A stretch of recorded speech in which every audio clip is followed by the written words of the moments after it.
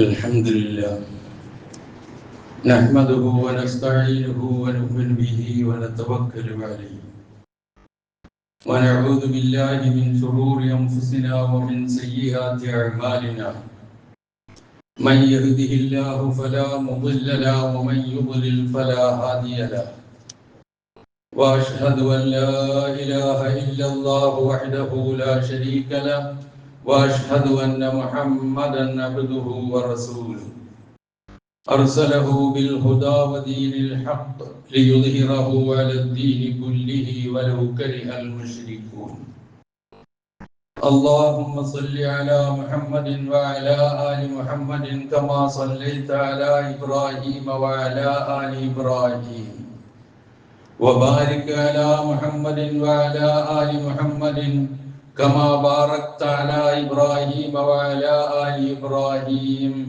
إنك حميد مجيد أما بعد فإن خير الكلام كلام الله وخير السنن سنن محمد صلى الله عليه وسلم وشر الأمور محدثاتها وكل محدثة بدعة وكل بدعة ضلالة وكل ضلالة في النار يا أيها الذين آمنوا اتقوا الله حق تقاته ولا تموتن إلا وأنتم مسلمون يا أيها الناس اتقوا ربكم الذي خلقكم من نفس واحدة وخلق منها زوجها وبث منهما رجالا كثيرا ونساء واتقوا الله الذي تساءلون به والأرحام إن الله كان عليكم رقيبا يا أيها الذين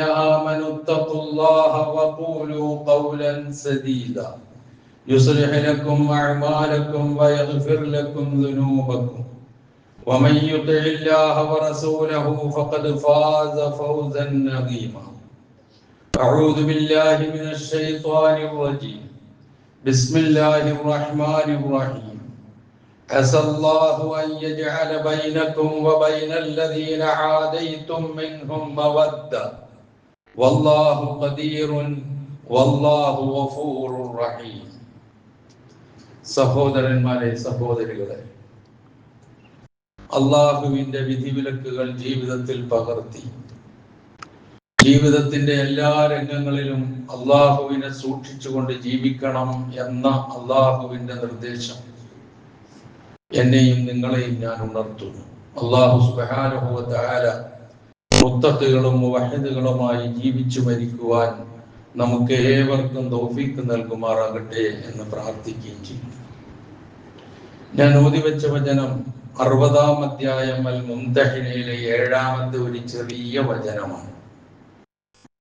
അതിന്റെ സാരം ഹസല്ലാഹു അൻ യജഅല ബൈനകും വ ബൈനല്ലദീന ആദൈതും, നിങ്ങൾക്കും ആദൈതും മിൻഹും, നിങ്ങൾക്കും അവരിൽ നിന്ന് നിങ്ങളോട് ശത്രുത പുലർത്തുന്നവർക്കും ഇടയിൽ മവദ്ദ, അല്ലാഹു സ്നേഹബന്ധം ഉണ്ടാക്കിയേക്കാം. വല്ലാഹു ഖദീർ, അല്ലാഹു കഴിവുറ്റവനാണ്. വല്ലാഹു ഗഫൂറുർ റഹീം, അല്ലാഹു പൊറുക്കുന്നവനും ഏറെ പൊറുക്കുന്നവനും ഏറെ കരുണ ചെയ്യുന്നവനുമാകുന്നു എന്നാണ് ഇതിന്റെ അർത്ഥം. നാം ജീവിച്ചുകൊണ്ടിരിക്കുന്ന നമ്മുടെ രാജ്യം സ്വാതന്ത്ര്യം നേടിയിട്ട് 79 വർഷങ്ങൾ പിന്നിട്ടു. 80-ാമത്തെ സ്വാതന്ത്ര്യ ദിനത്തിലേക്ക് കാൽവെക്കുകയാണ്, അല്ലെങ്കിൽ അതിന്റെ കവാടത്തിലാണ് ഇപ്പോൾ നാം ഉള്ളത്. ആദർശം കൊണ്ട് വിശ്വാസം കൊണ്ട് മുസ്ലിമീങ്ങളും പൗരത്വം കൊണ്ട് ഇന്ത്യക്കാരുമാണ് നാം ഓരോരുത്തരും. ലോകത്ത് ഇന്തോനേഷ്യ കഴിഞ്ഞാൽ ഏറ്റവും കൂടുതൽ മുസ്ലിമീങ്ങൾ തിങ്ങിപ്പാർക്കുന്ന രാജ്യവും കൂടിയാണ് ഇന്ത്യ. രാജ്യത്തെ ഏറ്റവും വലിയ ന്യൂനപക്ഷം എന്നർത്ഥം നാം ഓരോരുത്തരും. ഇന്ത്യയുടെ സ്വഭാവം എന്താണ്? ഇന്ത്യ ബഹുമത ബഹുസ്വര സമൂഹത്തെ ഉൾക്കൊള്ളുന്നതാണ്. വൈവിധ്യങ്ങളും വൈജാത്യങ്ങളും അത്ഭുതകരമാണ് ഇന്ത്യയിലെ. മതവും ജാതിയും വേഷവും ഭാഷയും ഭക്ഷണവും സംസ്കാരവും എല്ലാം വൈവിധ്യങ്ങളാണ്, വൈജാത്യങ്ങളാണ്. ഈ വൈവിധ്യങ്ങൾക്കിടയിലും ഇന്ത്യക്കാർ എന്ന നിലയിൽ ഒന്നായിട്ട് ജീവിക്കുക എന്നുള്ളതാണ് നമ്മുടെ മുമ്പിലുള്ള കരണീയമായ മാർഗം, അഥവാ നാനാത്വത്തിൽ ഏകത്വം എന്ന സന്ദേശം. ഈ സന്ദേശം ഇല്ലാതാക്കി ഏകശിലാരൂപമാക്കാനുള്ള നീക്കങ്ങൾ കുറച്ച് നാളുകളായി ഇന്ത്യ രാജ്യത്ത് നടക്കുന്നു എന്നുള്ളത് കാണാതെ പോകുന്നില്ല. പക്ഷേ അത് ഇന്ത്യൻ ഭരണഘടന നിലനിൽക്കുന്നിടത്തോളം കാലം, ഇപ്പോൾ എങ്ങനെ നിൽക്കുന്നുവോ അതുപോലെ നിലനിൽക്കുന്നിടത്തോളം കാലം അതിന് ആരും വല്ലാതെ സ്വപ്നം കാണേണ്ടതില്ല എന്നാണ് കാര്യങ്ങൾ നമുക്ക് ബോധ്യപ്പെടുത്തിക്കൊണ്ടിരിക്കുന്നത്. അപ്പം ഇന്ത്യയിൽ ജീവിക്കുന്ന മുസ്ലിമീങ്ങളായ നമ്മെ സംബന്ധിച്ചിടത്തോളം ഈ സ്വതന്ത്ര രാജ്യത്ത് ജീവിക്കുമ്പോൾ നമ്മുടെ ചിന്തകളിൽ നിറഞ്ഞു നിൽക്കേണ്ടതും ഗൗരവപൂർവം പരിഗണിക്കേണ്ടതുമായ ചില കാര്യങ്ങൾ ഓർമ്മിപ്പിക്കുക എന്നതാണ് ഇൻഷാ അല്ലാഹ് ഞാൻ ഉദ്ദേശിക്കുന്നത്. ഒരു രാജ്യത്തിന്റെ സ്വാതന്ത്ര്യം എന്ന് പറയുന്നത് കൊണ്ട് ലക്ഷ്യം വെക്കുന്നത്, അർത്ഥമാക്കുന്നത് വിദേശ ശക്തികളുടെ അടിമത്വത്തിൽ നിന്നും വിധേയത്വത്തിൽ നിന്നും വിടുതൽ നേടി രാജ്യം പരമാധികാരമുള്ള ഒരു റിപ്പബ്ലിക്കായി മാറുക എന്നുള്ളതാണ്. ആ അടിസ്ഥാനത്തിൽ ഇന്ത്യ ഒരു സ്വതന്ത്ര പരമാധികാര റിപ്പബ്ലിക് രാജ്യമാണ് എന്നതിൽ യാതൊരു സംശയവുമില്ല. ഈ അർത്ഥത്തിൽ വെച്ച് നോക്കുമ്പോൾ ബ്രിട്ടീഷ് കൊളോണിയലിസത്തിൽ നിന്നും അവരുടെ നുഖത്തിൽ നിന്നും മോചനം നേടി പൂർവികന്മാരായ ഒരുപാട് ആളുകൾ ചോരയും നീരും ജീവനും നൽകി. അതിൽ മുസ്ലിം പണ്ഡിതന്മാരും നേതാക്കന്മാരും അവരുടെ പങ്ക് ഒട്ടും മോശമല്ല. ഏറ്റവും മുന്നിൽ നിൽക്കുന്നു എന്ന് പറഞ്ഞാൽ അതായിരിക്കും കൂടുതൽ ശരി. ആ നിലയിലാണ് ഈ സ്വാതന്ത്ര്യം നേടിയെടുത്തത്. ആ അർത്ഥത്തിൽ ഈ ഇന്ത്യ നമ്മുടേതും കൂടിയാണ്. ഈ സ്വാതന്ത്ര്യം നമ്മൾ കൂടി നേടിയെടുത്തതാണ്, നമ്മുടെ പൂർവികന്മാർ കൂടി നേടിയെടുത്തതാണ്. അതിനെ ചോദ്യം ചെയ്യാനോ അതിൽ നിന്ന് അവരെ വെട്ടിമാറ്റാനോ ആരൊക്കെ എത്രയൊക്കെ ശ്രമം നടത്തിയാലും അത് നടക്കാൻ പോകുന്നുമില്ല എന്നുള്ളതാണ് നാം തിരിച്ചറിയേണ്ടത്. അപ്പൊ ആ നിലയില് ഇന്ത്യ 80 വർഷം പിന്നിടുന്നു, 79 വർഷം പിന്നിട്ട് 80ാമത്തെ വർഷത്തിലേക്ക് കടക്കുന്നു എന്നുള്ളത് ഒരു നിസ്സാരമായ കാര്യമല്ല. കാരണം ഇന്ത്യ സ്വാതന്ത്ര്യം നേടുന്ന സന്ദർഭങ്ങളിൽ വടക്കേ ഇന്ത്യൻ സംസ്ഥാനങ്ങളും കിഴക്കേ ഇന്ത്യൻ സംസ്ഥാനങ്ങളിലും നടമാടിയ കലാപങ്ങളും അതുപോലുള്ള സംഘടനകളും സംഘർഷങ്ങളും വിലയിരുത്തിക്കൊണ്ട് ഒരു 20 വർഷം പോലും ഇന്ത്യ രാജ്യം ഇങ്ങനെ നിലനിൽക്കുകയില്ല എന്ന് വിധി എഴുതിയവരൊക്കെ ഉണ്ടായിരുന്നു. ചരിത്രം നോക്കി നമുക്ക് മനസ്സിലാവും. പക്ഷേ ആ വിധി എഴുത്തിനെയെല്ലാം അവഗണിച്ചുകൊണ്ട് ഇന്ത്യ ഒറ്റ രാജ്യമായി ഇന്ത്യക്കാരെന്നുള്ള നിലയിൽ നിലനിന്ന് പോകുന്നതിന് വഴിയൊരുക്കുന്നത് നമ്മുടെ ഭരണഘടനയാണ് എന്നുള്ള തിരിച്ചറിവ് നമുക്കുണ്ടാകണം. അതിങ്ങനെ തന്നെ നിലനിൽക്കുകയും വേണം. അപ്പൊ അതീവ ഗുരുതരമായ അനേകം വെല്ലുവിളികൾ ഉണ്ടായിട്ടുണ്ട്. അത് അതിജീവിച്ചാണ് മുന്നേറുന്നത് എന്ന് നാം മനസ്സിലാക്കണം. അത് ഇന്ത്യൻ ജനാധിപത്യ ഘടനയുടെ ആന്തരികമായ ശക്തിയാണ് അത് വിളിച്ചറിയിക്കുന്നത് എന്നും ഓർക്കുക. മതവും ജാതിയും വംശവും വേഷവും ഭാഷയും ഒക്കെ ആ ഒരു ഭേദമില്ലാതെ എല്ലാ പൗരന്മാരെയും തുല്യന്മാരായി കാണുക, കഴിയുക എന്നുള്ളതാണ് ഈ ഭരണഘടന നൽകുന്ന ഏറ്റവും വലിയ പിൻബലം. അതില്ലാതായാൽ അത് നശിച്ചു പോകും. അതുകൊണ്ടാണ് അത് കാത്തു സൂക്ഷിക്കേണ്ട ബാധ്യത മറ്റുള്ളവരെ പോലെ തന്നെ നമുക്കുമുണ്ട് എന്ന് പറയാൻ കാരണം. അപ്പൊ നമുക്ക് അള്ളാഹുവിന്റെ അനുഗ്രഹത്താൽ ഈ സ്വാതന്ത്ര്യം അനുഭവിച്ചറിയാൻ നമുക്ക് സാധിച്ചിട്ടുണ്ട്. പോരായ്മകളുണ്ട്, ഇല്ല എന്നൊരിക്കലും പറയുന്നില്ല. പരിപൂർണ സ്വാതന്ത്ര്യമുണ്ട് എല്ലാ രംഗത്തും എന്നും പറയുന്നില്ല. പക്ഷേ ആ ഉള്ള സ്വാതന്ത്ര്യം നമുക്ക് അള്ളാഹുവിനോട് നന്ദി കാണിക്കാനുള്ള അവസരമായി നാം വിനിയോഗിക്കേണ്ടതുണ്ട്. കാരണം സ്വാതന്ത്ര്യം നഷ്ടപ്പെടുമ്പോഴേ സ്വാതന്ത്ര്യത്തിന്റെ വില എന്താണെന്ന് നമുക്ക് മനസ്സിലാക്കാൻ കഴിയുകയുള്ളൂ. ലോകത്തിന്റെ എത്രയോ ഭാഗങ്ങളിൽ വെറും സ്വാതന്ത്ര്യം സ്വപ്നമായി കാണുന്ന, പൂവണിയാത്ത സ്വപ്നമായി കാണുന്ന എത്രയോ രാജ്യങ്ങളുണ്ട്, എത്രയോ സമുദായങ്ങളുണ്ട്. ഫലസ്തീനായിരുന്നാലും ശരി, അതുപോലെ തന്നെ രോഹിംഗ്യൻ മുസ്ലിമീങ്ങളായിരുന്നാലും ശരി, ചൈനയിലെ ന്യൂനപക്ഷത്തിൽ ന്യൂനപക്ഷമായ മുസ്ലിങ്ങളായിരുന്നാലും ശരി, അവരൊക്കെ സ്വപ്നം കാണുന്നത് സ്വാതന്ത്ര്യത്തെയാണ്. പക്ഷേ നമുക്ക് ആ സ്വാതന്ത്ര്യം ലഭിച്ചു എന്നുള്ളത് ഒരു നിസ്സാര കാര്യമായി നാം കാണരുത്. സാധാരണ നമ്മൾ കേൾക്കാറില്ലേ, സ്വാതന്ത്ര്യം തന്നെ അമൃതം, സ്വാതന്ത്ര്യം തന്നെ ജീവിതം, പാരതന്ത്ര്യം മാനികൾക്ക് മൃത്യുവേക്കാൾ ഭയാനകം എന്നൊക്കെയുള്ള ശബ്ദങ്ങൾ, കവികളുടെ കവിതകൾ പ്രചോദനം നൽകുന്നത് സ്വാതന്ത്ര്യത്തിന്റെ ശ്രേഷ്ഠതയെക്കുറിച്ച് ഓർമ്മിപ്പിച്ചുകൊണ്ട് തന്നെയാണ് എന്ന് നാം മനസ്സിലാക്കുക.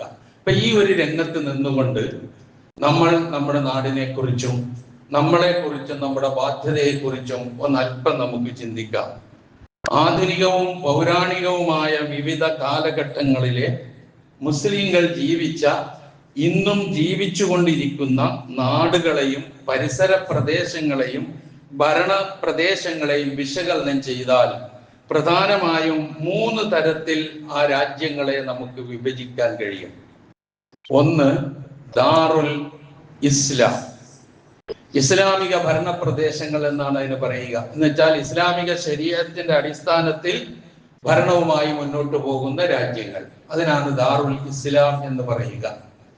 രണ്ടാമത് ദാറുൽ ഹർബ്, ഇസ്ലാമിക വിരുദ്ധതയുള്ള രാജ്യങ്ങൾ, ഭരണപ്രദേശങ്ങൾ എന്ന് പറഞ്ഞാൽ ഇസ്ലാമിനോട് യുദ്ധം പ്രഖ്യാപിച്ച് ഇസ്ലാമിനെതിരെ ശക്തമായി നിലപാട് സ്വീകരിച്ചു പോകുന്ന ഭരണപ്രദേശങ്ങൾ.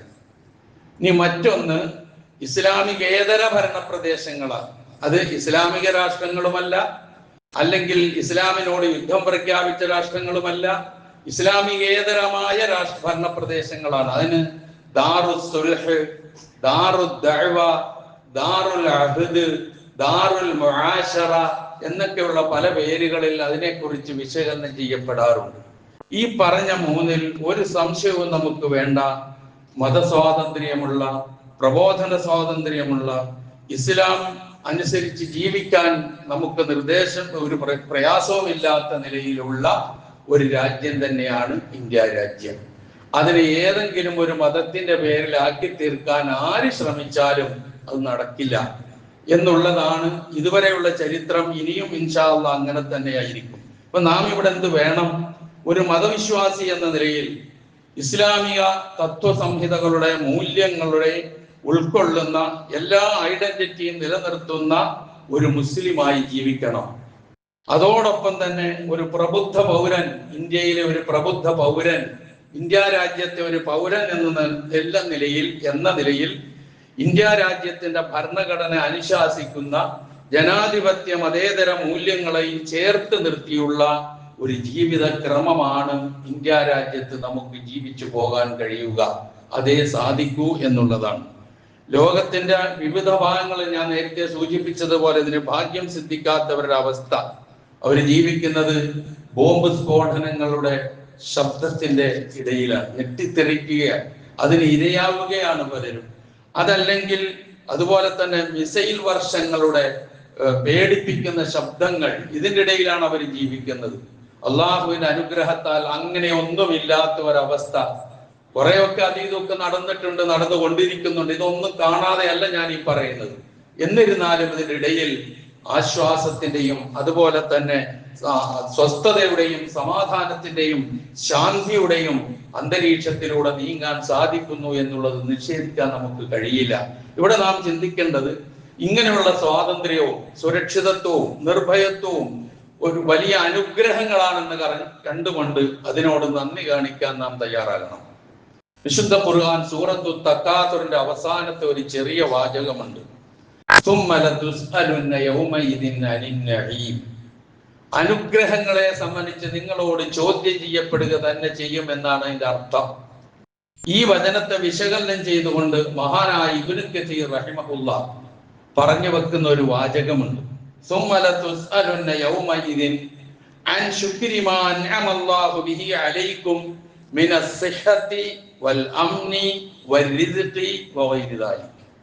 അതുകൊണ്ടാണ് ആ വചനം ഞാൻ സൂചിപ്പിക്കാൻ ഒരുങ്ങിയത്.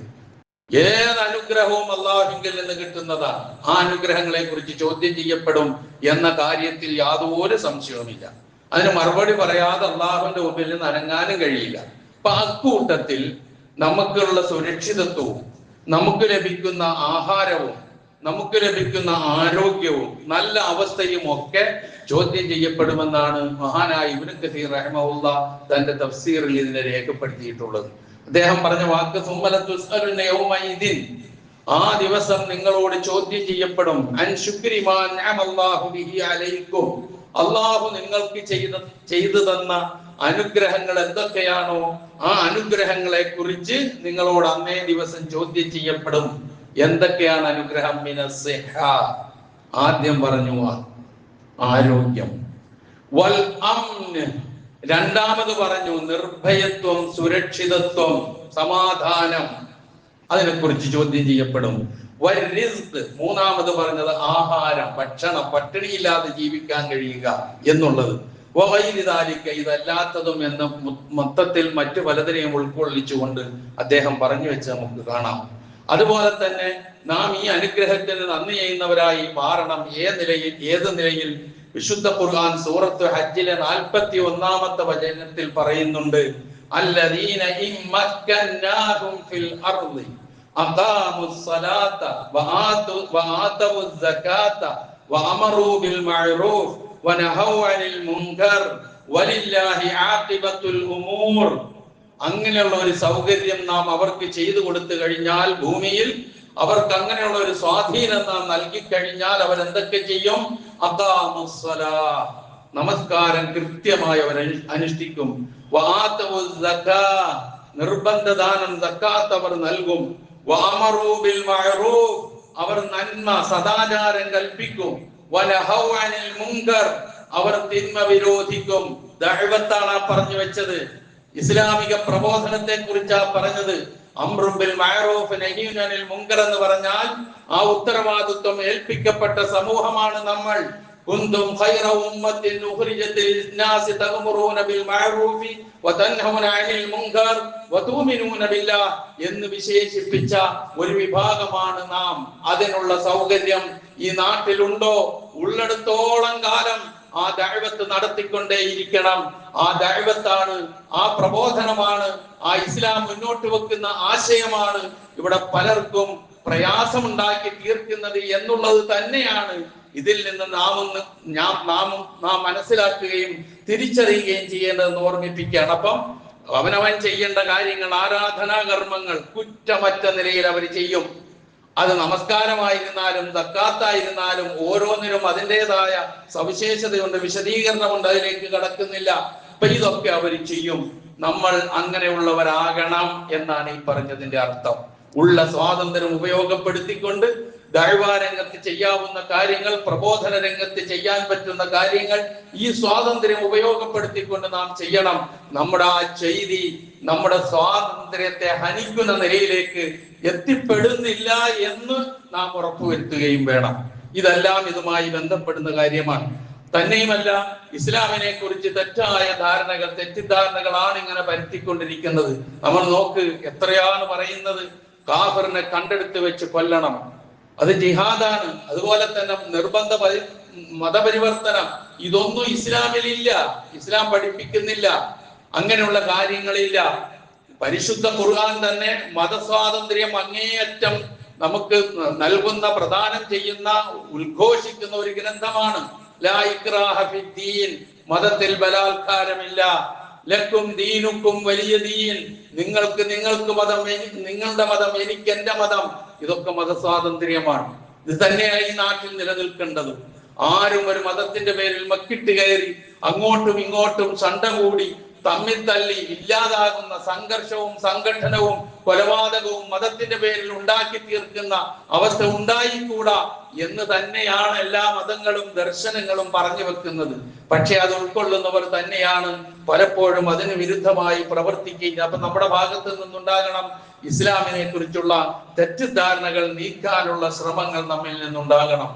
അതുപോലെ തന്നെ മറ്റുള്ളവർക്ക് നമ്മുടെ പരിശുദ്ധ മതത്തെ കുറിച്ച്, നമ്മുടെ വിശ്വാസത്തെ കുറിച്ച്, ആദർശത്തെ കുറിച്ച്, ആരാധനകളെ കുറിച്ച്, ആരാധനാലയങ്ങളെ കുറിച്ച്, സംസ്കാരത്തെ കുറിച്ച്, കുടുംബജീവിതത്തെ കുറിച്ച് മറ്റുള്ള ആർക്കും സംശയത്തിന്റെ ഏതെങ്കിലും രൂപത്തിലുള്ള നിഴൽ പരത്തുന്ന ഒരു പ്രവർത്തനം പോലും നമ്മിൽ നിന്നുണ്ടാകുന്നില്ല എന്ന് നാം ഉറപ്പുവരുത്തണം. അങ്ങനെ അത് തന്നെയുമല്ല, നാം തന്നെ നമ്മുടെ പ്രതിയോഗികളുടെ കൈകളിലേക്ക് വടി എറിഞ്ഞു കൊടുത്തുകൊണ്ട് തല്ലിക്കോ എന്ന് പറയുന്ന ഒരവസ്ഥയിലേക്ക് നമ്മൾ ചെന്നുപെടാനും പാടില്ല. ഇതൊക്കെ നാം ശ്രദ്ധിക്കേണ്ട കാര്യമാണ്. തന്നെയുമല്ല, ഈ രാജ്യത്തിന്റെ ഐക്യവും ഇതിന്റെ അഖണ്ഡതയും കാത്തു സൂക്ഷിക്കുന്നതിനും മതേതര സമൂഹത്തോടൊപ്പം ചേർന്ന് നിൽക്കുന്നതിനും ഒരു വിരോധവും പരിശുദ്ധ ഇസ്ലാം കൽപ്പിക്കുന്നില്ല. ലാ യൻഹാകുമുല്ലാഹു അനില്ലദീന ലം യുഖാതിലൂകും ഫിദ്ദീനി വലം യുഖ്രിജൂകും മിൻ ദിയാരികും അൻ തബറൂഹും വതുഖ്സിതു ഇലൈഹിം ഇന്നല്ലാഹ യുഹിബ്ബുൽ മുഖ്സിതീൻ എന്നാണ് സൂറത്ത് മുംതഹിനയിലെ 8-ാമത്തെ വചനം നമ്മളെ പഠിപ്പിക്കുന്നത്. അല്ലാഹു സുബ്ഹാനഹു വ തആല മതകാര്യത്തിൽ നിങ്ങളോട് യുദ്ധം ചെയ്യാത്തവരോടും മതകാര്യത്തിൽ അതിന്റെ പേരിൽ നിങ്ങളുടെ വീടുകളിൽ നിന്ന് പുറത്താക്കാത്തവരോടും നല്ല നിലയിൽ പെരുമാറുന്നതിനും അവരോട് നീതി പുലർത്തുന്നതിനും അള്ളാഹു ഒരു വിരോധവും നൽകുന്നില്ല. വിശുദ്ധ ഖുർആന്റെ വ്യക്തമായ സന്ദേശം ആരോടാണ് മൈത്രി ബന്ധം ഉണ്ടാകേണ്ടതെന്നും ആരെയാണ് ഒപ്പം ചേർക്കേണ്ടതെന്നും കൃത്യമായി പറഞ്ഞു തരുന്നു. എന്താണ്? മതകാര്യത്തിൽ നിങ്ങളോട് യുദ്ധം ചെയ്യാത്തവർ, മതത്തിന്റെ പേരിൽ നിങ്ങളെ വീടുകളിൽ നിന്ന് പുറത്താക്കാത്തവർ, അവരോട് നിങ്ങൾ നല്ല നിലയിൽ പെരുമാറണം, അവരോട് നീതി പാലിക്കണം. അങ്ങനെ നീതി പാലിക്കുന്നവരെ അല്ലാഹുവിന് ഇഷ്ടമാണ്.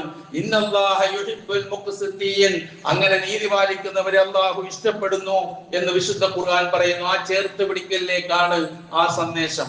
അതുപോലെ തന്നെ ജീവിക്കുന്ന നാടും പ്രദേശവും ആ നാട്ടുകാരോടുമുള്ള നന്മ നമ്മളിൽ നിന്ന് നിർഗളിക്കണം, നന്മയോടൊപ്പം ചേർന്ന് നിൽക്കണം. വിശുദ്ധ ഖുർആന്റെ പ്രഖ്യാപനം വതആവനു അലൽ ബിർരി വത്തഖ്വ വലാ തആവനു അലൽ ഇസ്മി വൽ ഉദ്വാൻ. സഹകരണം നന്മയുടെ പേരിലായിരിക്കണം, പുണ്യത്തിന്റെ പേരിലായിരിക്കണം, ധർമ്മനിഷ്ഠയുടെ പേരിലായിരിക്കണം പരസ്പര സഹകരണം. ശത്രുതയുടെയും കുറ്റത്തിന്റെയും പേരിൽ ഒരിക്കലും പരസ്പരം സഹകരിക്കരുത്. നന്മയുടെ പക്ഷം ചേർന്ന് നിന്ന് നാടിന്റെ നന്മയ്ക്ക് വേണ്ടി, സമൂഹത്തിന്റെ പുരോഗതിക്ക് വേണ്ടി ചെയ്യാവുന്നതെല്ലാം ചെയ്യണം എന്നാണ് ഈ പറയുന്നതിന്റെ സാരം. ഇതൊക്കെ ഖുർആൻ നമ്മളോട് പറഞ്ഞു തരുന്ന കാര്യങ്ങളാണ്.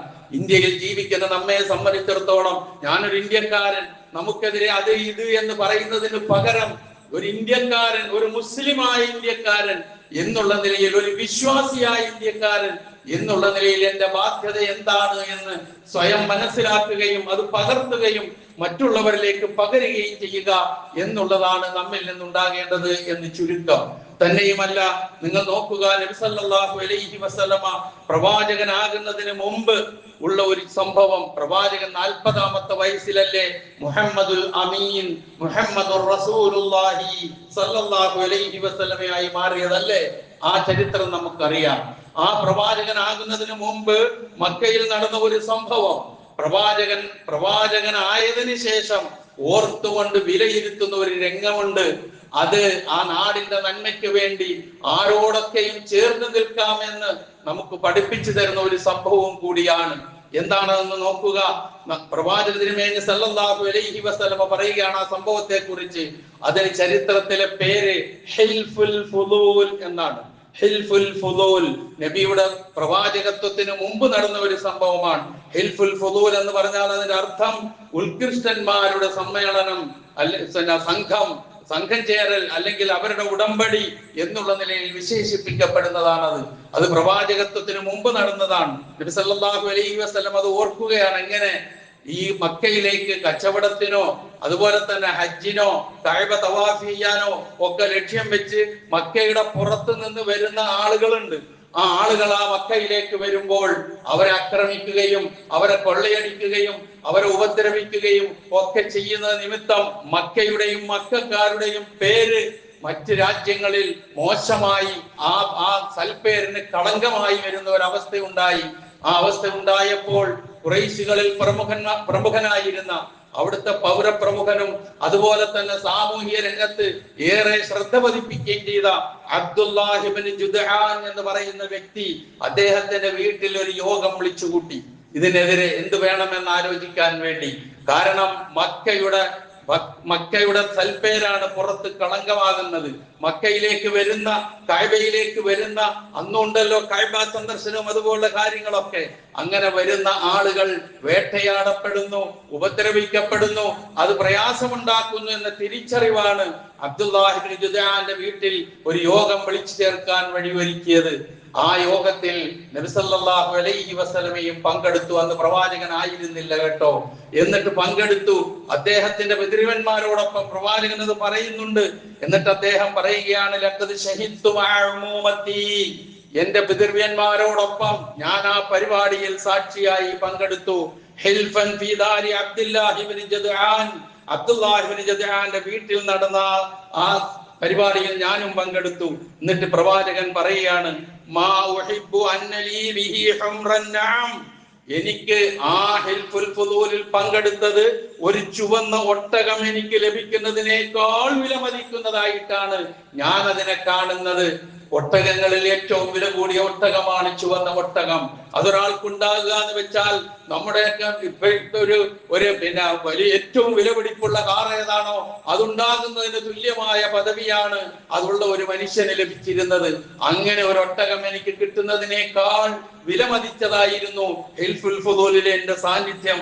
എന്നിട്ട് പറയുന്ന വാക്കാണ് ഇനി ശ്രദ്ധിക്കേണ്ടത്, വലൗ ദുഈതു ബിഹി ഫിൽ ഇസ്ലാം, ഞാൻ പ്രവാചകനായി ഇസ്ലാം മതം പ്രബോധനം ചെയ്തുകൊണ്ടിരിക്കുന്നതിനിടയിൽ ഇങ്ങനെ ഒരു സഖ്യത്തിന് വേണ്ടി, ഇങ്ങനെ ഒരു യോജിപ്പിന് വേണ്ടി, ഇങ്ങനെ ഒരു കാര്യത്തിന് വേണ്ടി എന്നെ വിളിക്കപ്പെട്ടാലും ലാജബത്തു, ഞാൻ അതിന് ഉത്തരം ചെയ്യും എന്ന് പറഞ്ഞതിന്റെ അർത്ഥം എന്താ?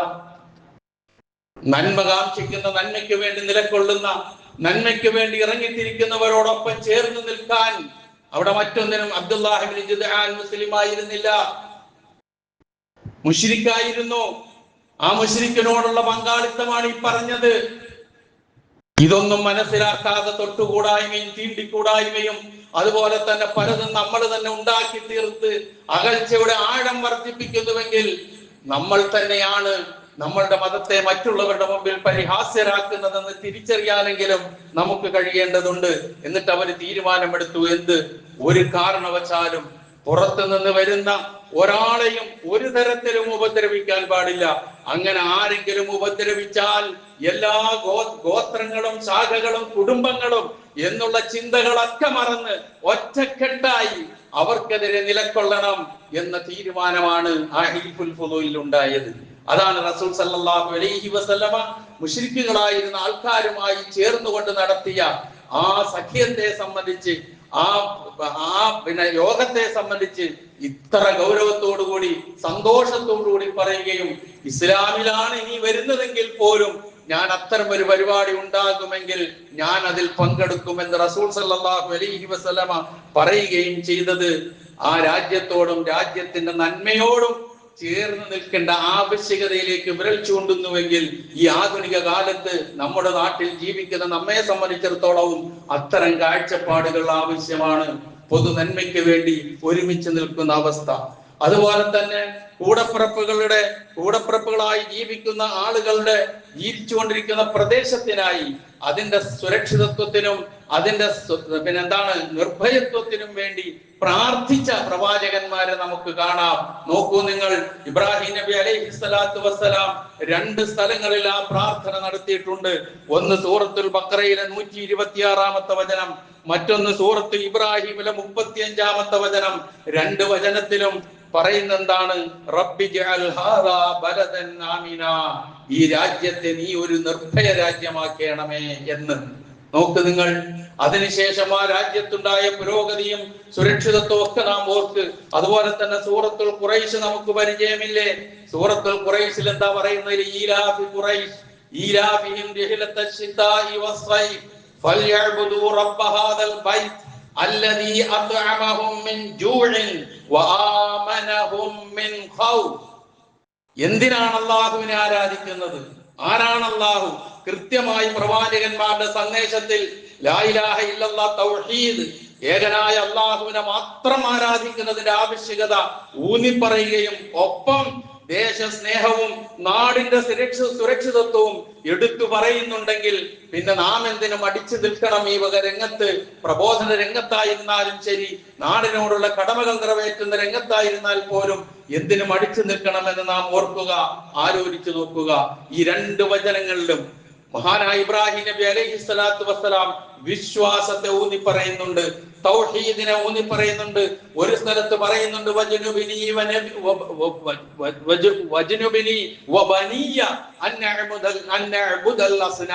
എന്നെയും എന്റെ മക്കളെയും വിഗ്രഹാരാധനകളിൽ നിന്ന് അകറ്റി നിർത്തണേ എന്ന് തുറന്ന് പ്രാർത്ഥിക്കുന്നുണ്ട് അവിടെ. പക്ഷെ അവിടെയും പറയുന്നുണ്ട് ഈ രാജ്യത്തിന് നിർഭയത്വവും സുരക്ഷിതത്വവും നൽകണേ എന്ന്.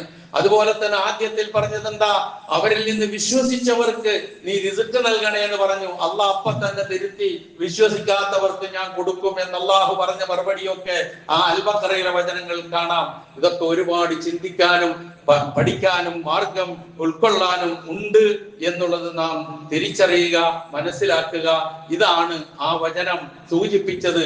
എത്രമാത്രം നമ്മൾക്ക് ഇവിടെ ശത്രുതയുള്ളവരല്ല, നമുക്കിവിടെ ഉള്ളത് പ്രബോധിത സമൂഹമാണ്.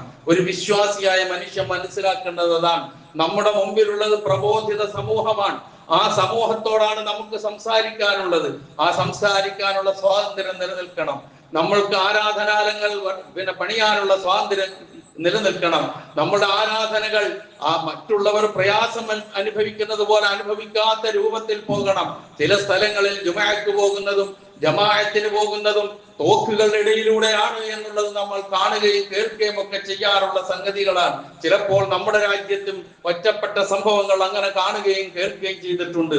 അതുപോലെ തന്നെ ആരാധനാലയങ്ങൾ തകർക്കുന്ന അവസ്ഥ, ആ ആരാധനാലയങ്ങളുടെ ചുറ്റുമുള്ള പ്രദേശത്തുള്ള കടകളും അവിടെ ജീവിച്ചു കൊണ്ടിരിക്കുന്ന ഈ മുസ്ലിം സമൂഹത്തിൽപ്പെട്ട ആൾക്കാരെയും അങ്ങനെ തന്നെ ഇല്ലാതാക്കാൻ ശ്രമിക്കുന്ന കാര്യങ്ങൾ ഒറ്റപ്പെട്ട നിലയിൽ നടക്കുന്നുണ്ട്. അങ്ങനെ നമ്മളുടെ പൗരത്വ പ്രശ്നം മുതൽ ഇങ്ങോട്ടെടുത്താൽ വന്നിരിക്കുന്ന ഒരുപാട് നിയമങ്ങൾ നമ്മെ ലക്ഷ്യം വെച്ചുകൊണ്ടുള്ളതാണെന്ന് നമുക്കറിയാം. പക്ഷേ അങ്ങനെയൊക്കെ ചെയ്തു പോയിട്ടും ഈ നിലനിന്ന് പോകുന്നത് ഈ പറയുന്ന ഒരു ആന്തരികമായ ശക്തി ഇവിടെ ജീവിച്ചുകൊണ്ടിരിക്കുന്ന മനുഷ്യർക്കിടയിൽ ഉണ്ട്. സ്നേഹത്തിന്റെ ശക്തി, മതേതരത്വത്തിന്റെ ശക്തി, ജനാധിപത്യത്തിന്റെ ശക്തി. അത് ഒരിക്കലും ഏകശിലയാക്കി മാറ്റാൻ ശ്രമിക്കുന്നവർക്ക് വഴി എളുപ്പമാക്കി കൊടുക്കുന്ന നിലയിലുള്ള ഒരു നീക്കവും ഉണ്ടാകാതിരിക്കാനുള്ള ശ്രമമാണ് നമ്മിൽ നിന്നുണ്ടാകേണ്ടത്. അതുകൊണ്ടാണ് അല്ലാഹു സുബ്ഹാനഹു വ തആല സൂറത്തുൽ മുംതഹിനയിലൂടെ പറഞ്ഞു വെച്ചത്, നിങ്ങൾക്കും ആർക്കും ഇടയിൽ ശത്രുതയുണ്ടോ? നിങ്ങളോട് ശത്രുത പുലർത്തുന്നത് ആരൊക്കെയുണ്ടോ അവർക്കും നിങ്ങൾക്കും ഇടയിൽ അള്ളാഹു തന്നെ സ്നേഹബന്ധം ഉണ്ടാക്കിയേക്കാം. അതിന് കഴിവുള്ളവനാണ് അള്ളാഹു എന്ന് പറയുന്നത് പ്രതീക്ഷയുടെ വലിയ തുരുത്താണ് എന്ന് നാം തിരിച്ചറിയുക. അതാണ് ഈ വചനം നമ്മളോട് ഓർമ്മിപ്പിക്കുന്നത്. ഇന്ത്യയുടെ സ്വാതന്ത്ര്യത്തെ കുറിച്ചും ഈ സ്വാതന്ത്ര്യ ദിനാഘോഷം വന്നു നിൽക്കുന്ന സന്ദർഭത്തിലും നമ്മൾ ഒരു മുസ്ലിമായ ഇന്ത്യക്കാരൻ എന്നുള്ള നിലയിൽ നമ്മളുടെ ബാധ്യതയെ കുറിച്ച് ചെറിയ സൂചനകളാണ് നൽകിയത്. അല്ലാഹു സുബ്ഹാനഹു വ തആല എല്ലാ മനുഷ്യർക്കും സമാധാനവും ശാന്തിയും നിലനിർത്തുകയും സുരക്ഷിതമായ ജീവിതം നയിക്കാനും ആരാധനകളും അനുഷ്ഠാന കർമ്മങ്ങളും സംസ്കാരങ്ങളും പൂർണ്ണമായും ഉൾക്കൊണ്ടുകൊണ്ട് ജീവിക്കാനും കഴിയുന്ന നിലയിൽ ഈ രാജ്യത്തെ ഇനിയും ഇതിനേക്കാൾ ശക്തമായി നിലനിർത്തി കൊണ്ടുപോകാൻ സർവശക്തൻ തൗഫീഖ് ചെയ്യുമാറാകട്ടെ. അവിടെ നമ്മുടെ ഉത്തരവാദിത്വം ബാധ്യതകൾ ഭംഗിയാക്കി നിറവേറ്റാനുള്ള തൗഫീഖും അള്ളാഹു പ്രദാനം ചെയ്യുമാറാകട്ടെ.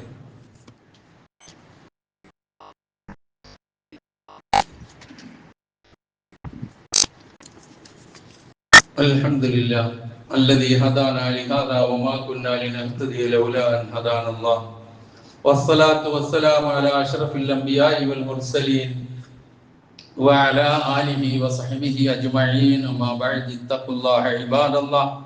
ഒരിക്കൽ കൂടി അള്ളാഹുവിന്റെ ആജ്ഞാനുവർത്തികളായി ജീവിക്കുവാൻ ഞാൻ ഉണർത്തുന്നു. പ്രവാചക തിരുമേനി സല്ലല്ലാഹു അലൈഹി വസല്ലമയുടെ രാജ്യസ്നേഹം, അതാണ് നമുക്ക് രാജ്യത്തോടുള്ള സ്നേഹം. ഞാനിത് പറയാൻ കാരണം മുസ്ലിമീങ്ങളുടെ രാജ്യത്തോടുള്ള സ്നേഹവും കൂറും സംശയിക്കുകയും അതുപോലെ തന്നെ ആ രൂപത്തിൽ വിലയിരുത്തലുകൾ നടത്തുകയും അവരുടെ പേരുകളുള്ള സ്ഥലങ്ങൾ വെട്ടിമാറ്റി വേറെ പേരുകളാക്കുകയും ഒക്കെ ചെയ്തുകൊണ്ടിരിക്കുന്ന ഒരു അവസ്ഥാവിശേഷം ഉണ്ട് എന്ന് മനസ്സിലാക്കിക്കൊണ്ട് തന്നെയാണ് നിങ്ങളും നമ്മളിവിടെ ജീവിച്ചുകൊണ്ട് പോകുന്നത്, നമ്മളൊക്കെ ജീവിച്ചുകൊണ്ട് പോകുന്നത്. ആ സ്ഥിതിക്ക് ഈ രാജ്യസ്നേഹം എന്ന് പറയുന്ന ആരും നമ്മളെ പഠിപ്പിച്ചു തരേണ്ട ആവശ്യമില്ല. കാരണം രാജ്യസ്നേഹം നമ്മിൽ അലിഞ്ഞു ചേർന്ന ഒരു കാര്യമാണ്. സ്വരാജ്യത്തോടുള്ള സ്നേഹത്തെ കുറിച്ച് അങ്ങനെയാണ് നമുക്ക് പഠിപ്പിച്ചു തന്നിട്ടുള്ളത്. തന്നെയുമല്ല, വളരെ കൃത്യമായി ഈ നാട്ടിൽ തന്നെ ജീവിച്ചു പോവുക എന്നുള്ളതിന് അങ്ങേയറ്റം പ്രാധാന്യം കൽപ്പിക്കുന്നതുമാണ്. നമ്മൾ പ്രശ്നം ഉണ്ടാകുമ്പോൾ നാട് വിട്ടു പോകാനോ അതുപോലെ തന്നെ പോരാട്ടങ്ങൾ സംഘടിപ്പിച്ച് എന്തെങ്കിലും നേടിയെടുക്കാനോ ഒക്കെ ശ്രമിക്കുന്നത് ഒരിക്കലും ഗുണപ്രദമല്ല എന്ന് നമുക്ക് തന്നെ മനസ്സിലായിക്കൊണ്ടിരിക്കുന്ന കാര്യങ്ങളാണ്. ഇവിടെ പറ്റൂല, ഞാൻ നാട് വിട്ടു പോവുകയാണെന്ന് ആര് പറഞ്ഞിങ്ങനെ നാട് വിട്ടു പോകാൻ? ഇവിടെ എന്താ പറ്റായിക? ലക്ഷക്കണക്കിന് കോടിക്കണക്കിന് മുസ്ലിങ്ങൾ ഇവിടെ ജീവിക്കുന്നില്ലേ? പ്രയാസങ്ങളുണ്ട്. ആ പ്രയാസങ്ങൾക്കിടയിൽ തന്നെയാണ് ജീവിക്കേണ്ടതും ജീവിച്ചു പോകുന്നതും. എന്നും ഇവിടെ പാലും തേഴും ഒരുക്കുന്ന ഒരു സ്വർഗരാജ്യമൊന്നും നമ്മൾ ആരും സ്വപ്നം കാണുന്നില്ല. നമ്മളുടെ സ്വർഗരാജ്യം വേറെ തന്നെയാ. അപ്പൊ അതുകൊണ്ട് അങ്ങനെയുള്ള ചിന്താഗതികൾക്കൊന്നും യാതൊരു സ്ഥാനവും ഇല്ല എന്ന് ഓർമ്മിപ്പിക്കുകയാണ്. തന്നെയുമല്ല, നബി സല്ലല്ലാഹു അലൈഹി വസല്ലമ ജീവിച്ചു വളർന്ന നാട് മക്കയായിരുന്നു എന്ന് നമുക്കറിയാം. ആ മക്കയിൽ നിന്ന് മദീനയിലേക്ക് ഹിജറ പോകുമ്പോൾ മക്കയുടെ അതിർത്തിയിൽ ചെന്ന് നിന്നുകൊണ്ട് മദീനയുടെ അതിർത്തിയിൽ ചെന്ന് നിന്നുകൊണ്ട് മക്കയിലേക്ക് തിരിഞ്ഞു നിന്നുകൊണ്ട് നബി സല്ലല്ലാഹു അലൈഹി വസല്ലം പറഞ്ഞ ഒരു വാചകമുണ്ട്. എന്താ വാചകം? വല്ലാഹി ഇന്നക ലഖൈറു അർളില്ലാഹ് വഅർളു വഅഹബ്ബു അർളില്ലാഹി ഇലല്ലാഹ് വലൗലാ അന്നി യുഖ്രിജതു മിൻകി മാ ഖറജതു.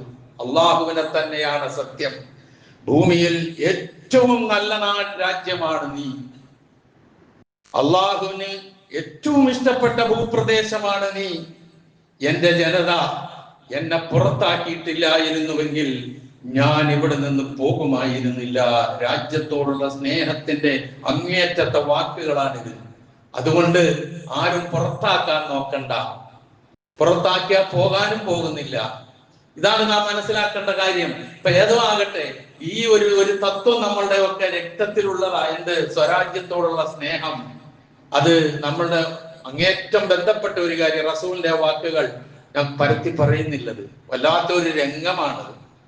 ജീവിച്ച് വളർന്ന, കളിച്ച് നടന്ന, എല്ലാ അർത്ഥത്തിലും ചേർന്ന് നിന്ന ആ രാജ്യം അവസാനം നാട് വിട്ടു പോകേണ്ടി വന്നപ്പോൾ പോലും ആ രാജ്യത്തോടുള്ള സ്നേഹം വിളിച്ചു പറഞ്ഞുകൊണ്ടാണ് മദീനയിലേക്ക് പോണത്. തന്നെയുമല്ല, മദീനയിലേക്ക് എത്തിക്കഴിഞ്ഞതിന് ശേഷം ഒരു പ്രാർത്ഥന കൂടി, തന്റെ രണ്ടാമത്തെ മാതൃരാജ്യമായി മദീനയെ മനസ്സിലേറ്റിക്കൊണ്ട് പ്രാർത്ഥിച്ച പ്രാർത്ഥന, അല്ലാഹുമ്മ ഹബ്ബിബ് ഇലൈനൽ മദീന കഹുബ്ബിനാ മക്ക ഔ അശദ്ദ. അല്ലാഹുവേ, ഈ മദീനയെ മക്കയ്ക്ക് തുല്യമായോ അല്ലെങ്കിൽ അതിനേക്കാൾ അപ്പുറമായോ എനിക്ക് ഇഷ്ടവും സ്നേഹവും ഉള്ളതാക്കി തീർക്കണമേ. സ്വരാജ്യത്തോട് സ്നേഹം, ജീവിക്കുന്ന രാജ്യത്തോട് സ്നേഹം എന്ന് മാത്രമല്ല, ആ സ്നേഹം നിലനിർത്തി തരണേ എന്ന് പ്രാർത്ഥിച്ച ഒരു പ്രവാചകന്റെ അനുയായികളായ മുസ്ലിമീങ്ങളോടാണോ ദേശസ്നേഹത്തെ കുറിച്ച് ചോദിക്കുന്നത്? അത്ഭുതമുണ്ട്. ഒരാവശ്യമില്ല ചോദ്യത്തിന്. ഈ രാജ്യത്തെ ഒറ്റുകൊടുത്തവരിൽ മുസ്ലിമീങ്ങളില്ല. ഒരൊറ്റ കൊടുക്കുകയില്ല, ഒറ്റിക്കൊടുത്തൊന്നും വാങ്ങിയില്ല. ഒരുപാട് സംഭവങ്ങളുണ്ടല്ലോ, എടുത്ത് പരിശോധിച്ചു നോക്ക്. എന്നിട്ട് പറ, ഇത് വെറുതെ ഒരു നിഴലിങ്ങനെ വെച്ച് അതിന് നേരെ വെടിവെച്ചുകൊണ്ട് ഒരു ശത്രുവിനെ ഇങ്ങനെ നിലനിർത്തിക്കൊണ്ട് ആ ശത്രുവിനെതിരെ നീങ്ങുന്നു എന്ന് വരുത്തി തീർത്ത് ലക്ഷ്യങ്ങൾ നേടാൻ ശ്രമിക്കുന്നവർ ഈ രാജ്യത്തിന്റെ സ്വാതന്ത്ര്യത്തെ അപകടത്തിലേക്ക് കൊണ്ടുപോകരുത് എന്ന് മാത്രമാണ് നമുക്ക് ഈ സന്ദർഭത്തിൽ പറയാനുള്ളത്. ഞങ്ങൾ ഈ നാട്ടുകാരാണ്, മുസ്ലിമീങ്ങളാണ്. ഞങ്ങളുടെ ആദർശം ഇസ്ലാമാണ്. ഞങ്ങൾ ഇന്ത്യൻ പൗരനാണ്. അതിൽ അഭിമാനം കൊള്ളുന്നവരാണ്. ഒരു സംശയം ആർക്കും വേണ്ട. ഇതിലാണ് ഞങ്ങൾ ഉറച്ചു നിൽക്കുന്നത്. ഈ സ്വാതന്ത്ര്യവേളയിൽ പ്രിയമുള്ള സഹോദരങ്ങളെ, ഇത്തരം ബോധങ്ങളും ചിന്തകളും നമ്മളുടെയൊക്കെ മനസ്സിലുണ്ടാകണം, നമ്മളെ നയിക്കണം. അല്ലാഹു സുബ്ഹാനഹു വ തആല ഈ നാടിന് എല്ലാ നന്മയും പ്രദാനം ചെയ്യുമാറാകട്ടെ. ഏറ്റവും നല്ല നിലയിൽ അള്ളാഹുവിന്റെ കൽപ്പനകളും നിർദ്ദേശങ്ങളും ജീവിച്ചുകൊണ്ട് മരണപ്പെടുവാനുള്ള തൗഫീക്ക് അള്ളാഹു നമുക്കെല്ലാവർക്കും പ്രദാനം ചെയ്തു തരുമാറാകട്ടെ. അറിഞ്ഞോ അറിയാതെയോ നമ്മിൽ നിന്ന് വന്നുപോയ എല്ലാ തെറ്റുകുറ്റങ്ങളും അള്ളാഹു പുറത്തു മാപ്പാക്കി തരുമാറാകട്ടെ. നമ്മിൽ നിന്ന് മരണപ്പെട്ടു പോയവരുടെ പാപങ്ങൾ അള്ളാഹു പുറത്തു കൊടുക്കുമാറാകട്ടെ. അവരെയും നമ്മളെയും അള്ളാഹു സ്വർഗത്തിൽ സ്വർഗത്തിൽ ഒരുമിച്ച് കൂട്ടുമാറാകട്ടെ, ജന്നാത്തുൽ ഫിർദൗസ് നൽകി അനുഗ്രഹിക്കുമാറാകട്ടെ. നമ്മുടെ കൂട്ടത്തിൽ, നമ്മുടെ വീടുകൾ, നമ്മുടെ കുടുംബങ്ങളിൽ, ബന്ധുമിത്രാദികളിൽ മാരക രോഗങ്ങൾക്കും അതുപോലെ തന്നെയുള്ള മറ്റു പല പ്രയാസങ്ങൾക്കും വിധേയരായി ജീവിക്കുന്നവരുണ്ട്. അള്ളാഹു സുബ്ഹാനഹു വ തആല അവരുടെ ഒക്കെ രോഗങ്ങൾ ശിഫയാക്കി കൊടുക്കുമാറാകട്ടെ, പ്രയാസങ്ങൾ അള്ളാഹു അകറ്റിക്കൊടുക്കുമാറാകട്ടെ. സർവോപരി ഇസ്ലാമിനും മുസ്ലിം ഉമ്മത്തിനും അള്ളാഹു ഇസ്സത്തിനെ പ്രദാനം ചെയ്യുമാറാകട്ടെ. അല്ലാഹുമ്മ ഗ്ഫിർ ലിൽ മുഅ്മിനീന വൽ മുഅ്മിനാത്ത് വൽ മുസ്ലിമീന വൽ മുസ്ലിമാത്ത് അൽ അഹ്യാഇ മിൻഹും വൽ അംവാത്ത് إنك مجيب الدعوات ويا قاضي الحاجات. اللهم أعز الإسلام والمسلمين وأذل الشرك والمشركين. اللهم أعز الإسلام والمسلمين وأذل الشرك والمشركين. اللهم أعز الإسلام والمسلمين وأذل الشرك والمشركين. اللهم أجرنا من النار. اللهم أجرنا من النار. اللهم أجرنا من النار. ربنا اغفر لنا ولإخواننا الذين سبقونا بالإيمان ولا تجعل في قلوبنا غلا للذين آمنوا ربنا إنك رؤوف رحيم. ربنا آتنا في الدنيا حسنة وفي الآخرة حسنة وقنا عذاب النار.